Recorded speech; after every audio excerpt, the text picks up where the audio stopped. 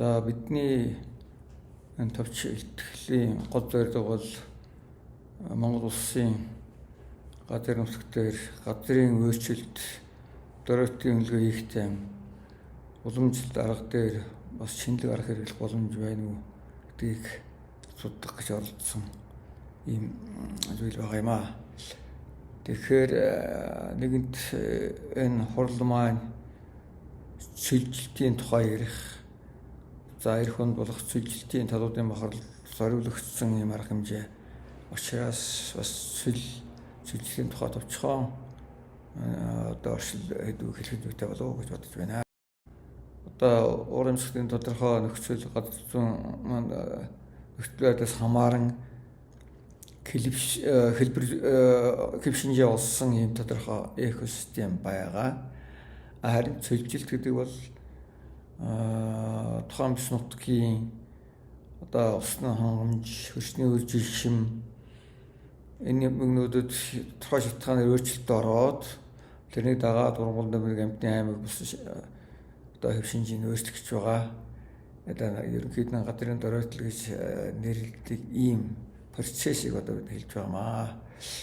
Тэгэхээр нэгэнт цөлжилтийн тухай ярих гэж байгаа бол яг өнөө байгаа цөл яагаад үүсэн шалтгааныг бас онхон дурдхад үлдэхгүй байх гэж бодож байна. За өнөөдрийн дэлхийн томоохон цөлүүдийн байршлыг аваад үзэх бол үндсэндээ дэлхийн агаар мандлын орчих урсгалаас шууд хамааралтай гэдэг нь харагддаг. Юу гэхээр томоохон цөлүүдийн байршил болвол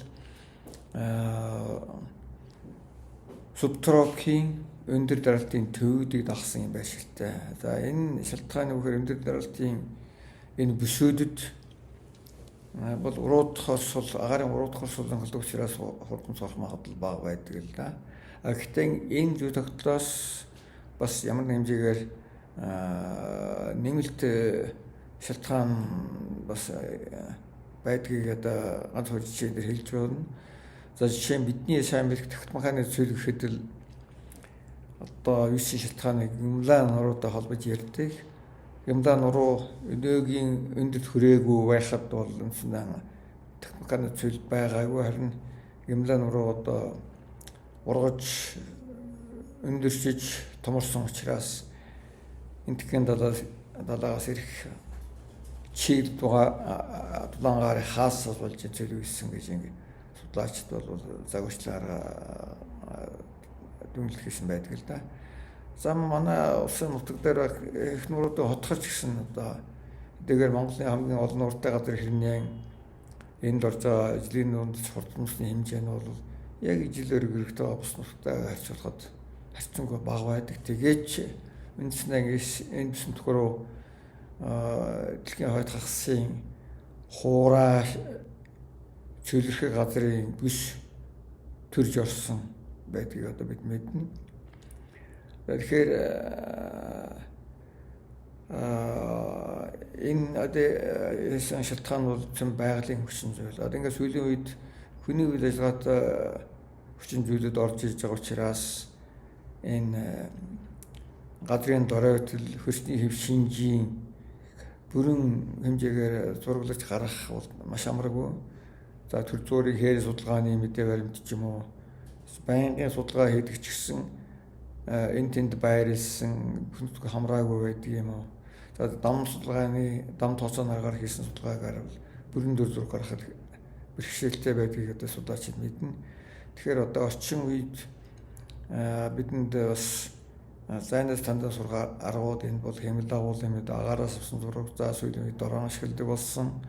За дээр нь хэмэл оюуны арга, тухайн машин сургалтын аргыг одоо хэрэглэх боломж бас байгаа. Тэгэхээр цөлжилтийн асуудал ямар хэмжээгээр нэгдсэн улсын байгууллагын X-т 3 конвенц гэж ярилдэг. Энэ 3 конвенц аль нь ямар хэмжээгээр асуудал хөндөж ярьдаг л да. Урамсгалын конвенц, цөлжилтийн конвенц, биологи янз байдал гэдэг. Тэгэхээр эх жил Монгол улс цөлжилтийн конвенцийн талуудын 17 дугаар хурлыг зохион байгуулах гэж байгаа. Тэгэхээр энэ хурлыг зүгээр нэг ээлж өнгөрөөс арга хэмжээ биш, тодорхой үр дүнтэй Монгол улсын хувьд ч гэсэн олон улсын хамт ажиллагааны хүрээнд зэгсэн тодорхой үр дүн өгөхөөр ийм зохион байгуулах гэж талаас нь одоо хүчин чармаалт гаргаж энд манай уул уурхайн салбарын томоохон аж ахуй нэгжийн наашин зохион байгуулж байгаа. Бол одоо судлаачийн хувьд бас талархал илэрхийлэх зүйтэй байхаа гэж ингэж бодож байна. За тэгэхээр бидний гол зорилго бол яг газрын доройтын нөхцөл байдал одоо ямар байгаа гэдгийг харуулах гэхээс илүү энийг харуулж арга зүй боловсрох тал дээр илүү ач холбогдол өгч ажилласан байгаа гэд тодорхой хугацааны баталгаатай мэдээнд үндэслээд энэ судалгаа хийсэн байгаа. Тэгэхээр энэ судалгааны арга зүй үр дүнгийн талаар манай судлаач Ану Мандал доктор Мөнх дулмнаар үргэлжлүүлж танилцуулнаа. Бид одоо судалгааны зорилго, ашигласан мэдээ, арга зүйн талаар танилцуулъя. Энэхүү судалгааны зорилго нь олон их сурвалжийн хиймэл дагуулын мэдээ болон статистикийн цуврал өгөгдлүүдийг ашиглан Монгол улсын газрын өөрчлөлт ороодлыг үнэлэхэд оршино. Энэ зорилгыг хэрэгжүүлэхийн тулд дараах 3 зорилтыг төвшүүлсэн. 1-р газрын өөрчлөлт ороодлолт уур амьсгалын хүчин зүйлүүдийн үзүүлж буй нөлөөллийг үнэлэх, 2-р биофизик хүчин зүйлээс үзүүлж буй нөлөөллийг судлах, 3-р нийгмийн эдийн засгийн хүчин зүйлүүдийн нөлөөллийг судлах гэсэн 3 зорилт төвшүүлсэн. Монгол орны газрын өөрчлөлт ороодлолт уур амьсгалын хүчин зүйлсийн үзүүлж буй нөлөөллийг үнэлэхийн тулд уур амьсгалын төвийн болон World Clim гэсэн 2 өөр их сурвалжийн сар бүрийн дундаж температур, сар бүрийн нийлбэр хурд үндэсний 30 жилийн өгөгдлийг ашигласан. Биофизик хүчин зүйлсийн нөлөөллийг үнэлэхэд ургамлын ноормчлогдсон ялгарын индексийн мөн 2 өөр их сурвалжийн өгөгдлийг ашигласан. Харин газар ашиглалт, газрын бүр хүчийн өөрчлөлтийг илрүүлэхэд 1990-2019 оны 5-9 дугаар саруудын 30 орон зай наривчлалтай Landsat 5, Landsat 8 хиймэл дагуулын 6 сувгийн нийт 216 ширхэг өгөгдлийг ашигласан. Дүн шинжилгээнд хиймэл оюуны дэд хэсэг болох машин сургалтын аргууд болон параметрийн бус статистикийн аргуудыг хослуулан ашигласан. Үүнд санамсаргүй ангиллын загвар, хэсэгчилсэн бага квадратын эргээс сений хазаалтын үнэлгээ, Mann Kendall тест, Befast алгоритм, мөн Restreint үлдэгдлийн шинжилгээ зэрэг аргуудыг ашигласан. Одоо бид судалгааны үр дүнгийн хэсгийг танилцуулна. Нэгдүгээр үр дүн бол бид бол 2 өөр их сурвалжийн хиймэл дагуулын мэдээг нэгтгээд дундаас нь урт хугацааны цуврал өгөгдлийг хэрхэн бий болгох вэ гэдэг дээр гол анхаарлаа төвлөрүүлж ажилласан байгаа. Нэгдүгээрт бид нар бол уур амьсгалын судалгааны төв буюу одоо судлаачдын хэлж заншснаар TRU, TS-ийн одоо өгөгдлийн орон зайн шийдийг World Climate-ийн уур амьсгалын өгөгдлийн орон зайн одоо шийдтэй ижилсүүлээд одоо дундаас нь урт хугацааны цуврал өгөгдөл хэрхэн үүсгэж болох тал дээр дүн шинжилгээ хийсэн байгаа. Энд бол бид нар Dynamic Down Scale-ийн загварыг ашигласан.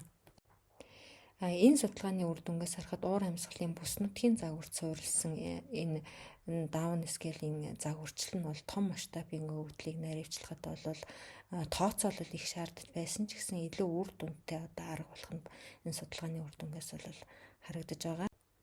Хоёрдугаарт нь бид бол ургамлын индексийн одоо 2 өөр хиймэл дагуулын мэдээг нэгтгээд дундаас нь бас урт хугацааны өгөгдөл хэрхэн боловсруулах вэ гэдэг дээр бол дүн шинжилгээ хийж утсан байгаа. Энд бол бид нар дэлхийн одоо урмал бүр хөвчийн загварчил болон зурглалын судалгааны хөтөлбөр буюу одоо GMS, хоёрдугаарт нь бол Modis Terra хиймэл дагуулын ургамлын одоо ноормчлогдсон ялгарын индексүүдийн орон зайн шийдүүдийг ижилсүүлээд тэгээд тасралтгүй урт хугацааны цуваа үүсгэхэд бол хэсэгчилсэн хамгийн бага квадратын аргыг ашигласан. Дүн шинжилгээний үр дүнгээс харахад GMS болон Modis хиймэл дагуулын NDVI-ийн корреляцийн шинжилгээгээр 2 өөр их сурвалжийн одоо сар бүрийн NDVI-ийн хоорондын хамаарал 0.7-оос 0.9-ийн хооронд байсан болвол PLS загварын одоо дүнгээр 1-12 сар буюу одоо үлийн саруудын хоорондын хамаарал харьцангуй бага байсан бол ургамлын идэвхтэй ургалтын хугацаа буюу 5-9 сарын одоо детерминацийн коэффициент бол маш өндөр буюу 0.8-аас 0.9-ийн хооронд тооцоологдсон. Эндээс бид бол 2 их сурвалжийн одоо өгөгдлийг нэгтгээд нэг орон зайн шийд бүхий урт хугацааны цуваа үүсгэж одоо эргэрээсийн загварыг сар бүрээр одоо тооцсон гаргах энэ тэгшэтгэлийг гаргаж авч чадсан. Ургамлын индексийн 30 жилийн цоврал өгөгдөлд хийсэн Синеслоп болон Манкенлийн тестийн шинжилгээгээр сөрөг хандлага бол говь алтай их нууруудын хотгор хангаан нурууны баруун хэсэг болон баруун өмнөд хэсэг, говь алтай аймаг, Баян-Хонгороо аймгийн нутгаар мөн Дорно говь аймгийн урд болон баруун урд хэсэг, Хинтийн нурууны өмнөд зах, Дорнод аймгийн Матад сумдын нутгаар илэрсэн болвол эерэг хандлага бол дунд говь, өмнө говь аймагуудын төв болон хойд хэсгээр мөн Дорно говь аймгийн хойд хэсгээр нэлээд өргөн талбайд илэрсэн. Энэ слайдад бид BPAST алгоритмын үр дүнгууд танилцуулсан байгаа. BPAST алгоритмаар бол гинтийн огцом өөрчлөлт хизээ хаана илэрснийг тодруулахад ойн, төмөр, уул уурхай үйл ажиллагаа, хотчил зэрэг хүний үйл ажиллагаанаас үүдэлтэй газруудад бүтцийн хугарлууд тод илэрсэн. Тэгээд энэ илэрсэн үр дүн мөн Синеслоп болон Манкенлийн хандлагын шинжилгээгээр тогтоогдсон үр дүнгуудтай бол давхцаж байсан. Мөн бид PLS-ийн аргаар үүсгэсэн ургамлын нормжсон ялгуурын индексийн мэдээг ашиглаад бол гангийн индексийг тооцож үзсэн. Энэ үр дүнгээс харахад бол гангийн индекс бол индексийн шинжилгээний үр дүнгээр 1997, 2002, 2005, 2006, 2007 болон 2017 онд бол хит хуурай гантай жилүүд байсан нь бол харагдаж байгаа. Энэ нь бол тухайн жилүүдэд бүртгэгдсэн цаг уурын гангийн түүхэн мэдээлэлтэй бол нийцэж байна.